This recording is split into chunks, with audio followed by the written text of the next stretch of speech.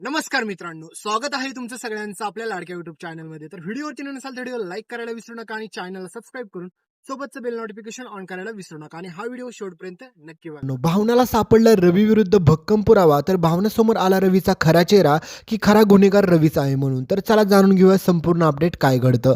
तर मित्रांनो, तुम्ही पाहिलंच असेल की आता आपल्या सिद्धूला पोलिसांनी चक्क फायनली 2 वर्षाची शिक्षा सुनावलेली आहे आणि आपला सिद्धू जेलमध्ये देखील शिक्षा भोगत आहे.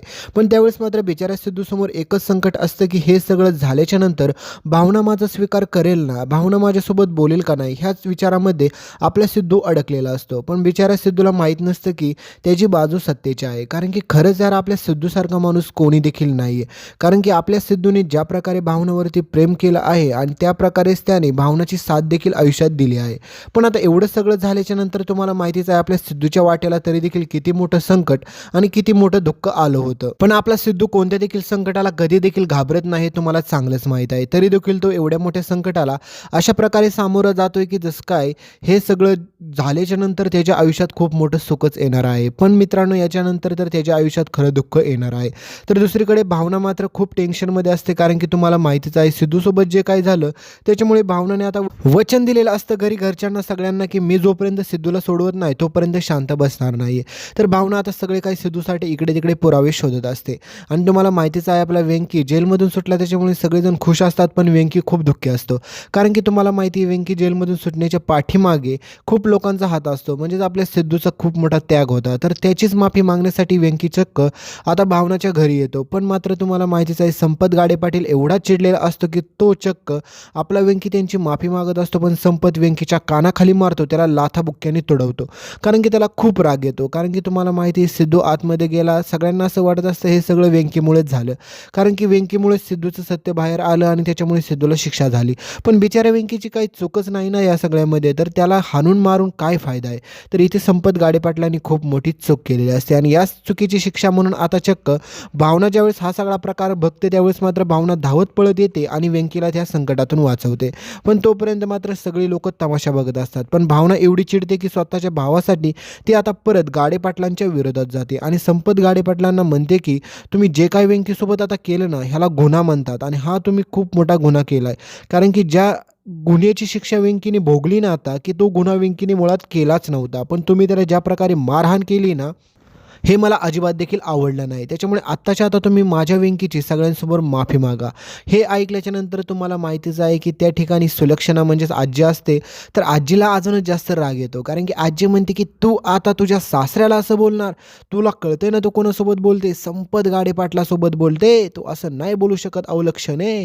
पण त्यावेळेस मात्र तुम्हाला माहीतच आहे आपल्या भावनाचा एकच हेतू असतो की ज्यामध्ये वेंकीची चूकच नाही त्या सगळ्या गोष्टीची वेंकीला शिक्षा का झाली पाहिजे. त्याच्यामुळे काही जरी झालं ना तरी तुम्हाला वेंकीची माफीच मागावी लागेल. यासाठी आता भावना देखील हट्टालाच पेटलेली असते.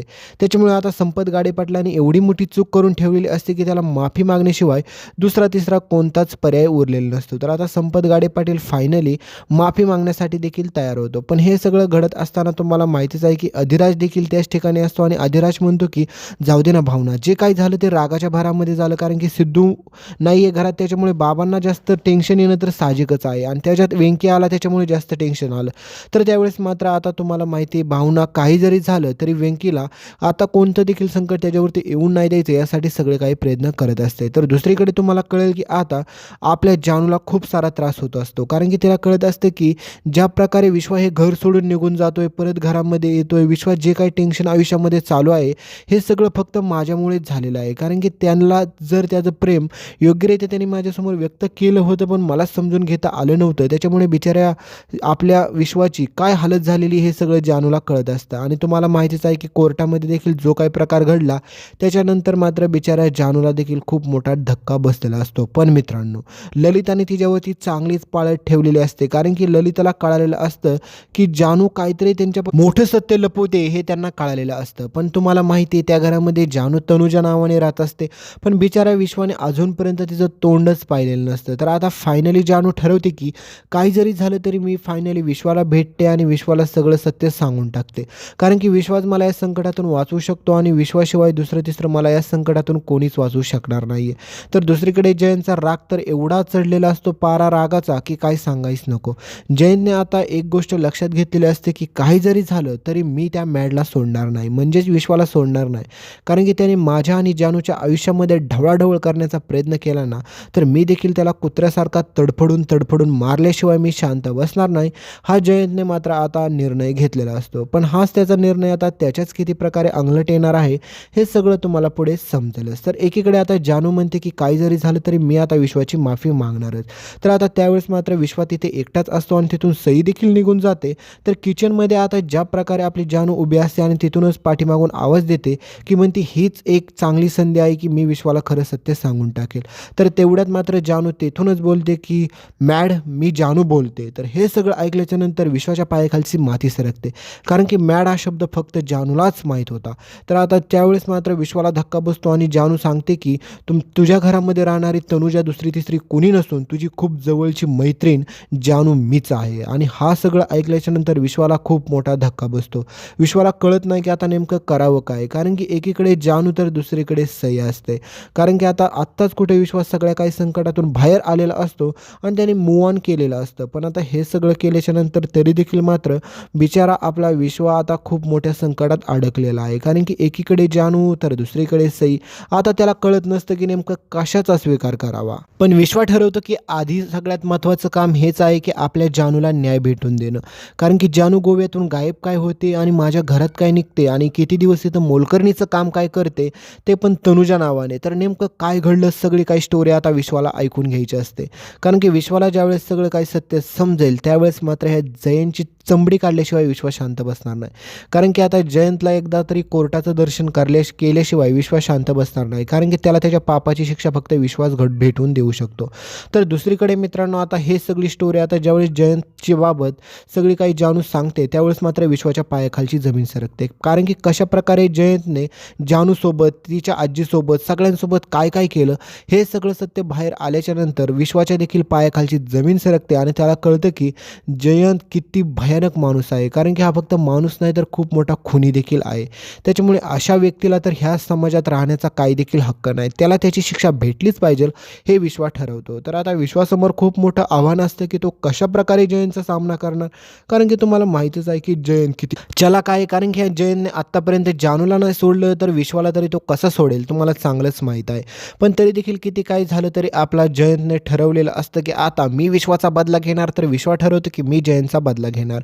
तर मित्रांनो आता दुसरीकडे तुम्ही बघसाल की आता ज्या प्रकारे जे काही गाडे पाटलांच्या घरामध्ये घडलेलं असतं त्याच्यामुळे वेंकीची माफी मागण्यासाठी संपत गाडे पाटील तयार होत नसतो. पण भावना त्याला तयार होण्यासाठी सांगते आणि म्हणते की जे तुम्ही केलं त्या सगळ्याची शिक्षा तुमच्या सगळ्यांना देखील झालीच पाहिजे. कारण की वेंकीला तुम्ही अशा प्रकारे मारहाण केली हे खूप चुकीचं केलं.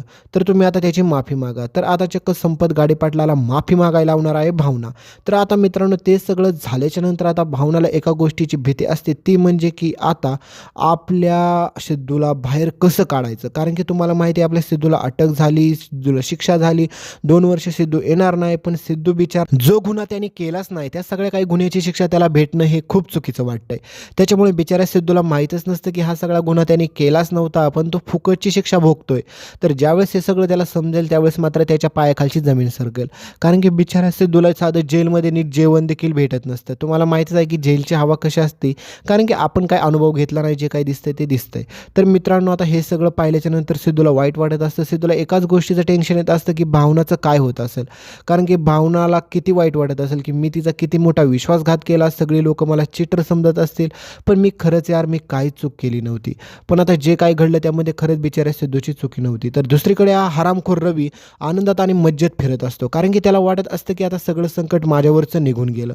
पण खरी सुरुवात तर या हरामखोरची आत्ता झालेली असते. कारण की मित्रांनो भावनासमोर आता खूप भयानक आणि भक्कम पुरावा भावनाला सापडतो. कारण की भावना ठरवते की आता सिद्धूला भेटण्यासाठी जेलमध्ये जायचं आणि तसंच करायला भावना आता जेलमध्ये जाणार असते. आणि मित्रांनो आता भावनाच्या हाती भेटतो खूप भक्कम आणि भयानक असा पुरावा. म्हणजेच मित्रांनो भावनाला कळतं की आता सिद्धिराज जेलमध्ये ज्या प्रकारे गेलेत या पाठीमागे सिद्धिराजची काही चूकच नव्हती. कारण की ज्या प्रकारे श्रीकांत इनामदाराची गाडी सिद्धूच्या गाडीला धडकली होती त्याच्या अगोदर श्रीकांत इनामदाराच्या गाडीला ट्रकने धक्का धक्का मारला होता, म्हणजेच ट्रकने धडक मारली होती. हे सगळे काही CCTV फुटेज आणि सगळे काही डिटेल्स अपडेट आता भावनाला भेटतात.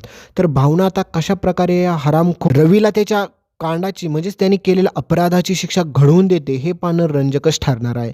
कारण की ह्या रवीने एवढं मोठं पाप केलं आहे ना, की याला त्याची शिक्षा झालीच पाहिजे. कारण की ह्या रवीला वाटत असतं की त्यांनी काही जरी कारस्थाने कुटाणे केले, कितीतरी खून केले तरी तो सगळ्यातून वाचेल. पण नाही, आता त्याची धडक थेट भावनासोबत असते. त्याच्यामुळे आता भावना त्याला चांगलाच वठणीवरती घेऊन येते. पण मित्रांनो, बिचाऱ्या सिद्धूला जी शिक्षा झाली ती खूप चुकीची झाली. तर मित्रांनो, तुम्हाला काय वाटतंय? रवीला नेमकी कोणती शिक्षा घडली पाहिजे हे कमेंटमध्ये सांगायला विसरू नका. आणि संपतने ज्या प्रकारे आपल्या वेंकीसोबत केलं ते चुकीचं होतं का बरोबर हे देखील कमेंट करायला विसरू नका. आणि मित्रांनो, आता ज्या प्रकारे आपल्या जानूने म्हणजे ज्या प्रकारे जानूने सगळं काही विश्वाला सत्य सांगितलं आहे, त्यानंतर आता विश्वा जानूसोबत काय करेल किंवा बोलेल का नाही हे तुम्हीच कमेंटमध्ये सांगायला विसरू नका. आणि विश्वा नेमकं लग्न करेल कोणाबरोबर? कारण की एका साईडला सई तर एका साईडला जानू आली. तर नेमकं आता त्याच्या आयुष्यामध्ये जे काही संकट गेली होती ती सगळी संकट आता परत आलेली आहे. खूप मोठा धडाकेदार ट्विस्ट पुढे मालिकेत तुम्हाला पाहायला भेटेल. पण तोपर्यंत चॅनलला सबस्क्राईब करा, सोबतचं बेल नोटिफिकेशन ऑन करा. लिंक ही डिस्क्रिप्शनमध्ये आहे. आपल्या व्हॉट्सअप चॅनलला जॉईन करायला विसरू नका, कारण की तिथे फॉलो करा, तिथे देखील अपडेट पाहता येतील मित्रांनो. आणि कमेंट करायला विसरू नका यार, तुम्ही सगळ्यांनी कमेंट करा, काही पण कमेंट करा, पण एक कमेंट नक्की करा. धन्यवाद.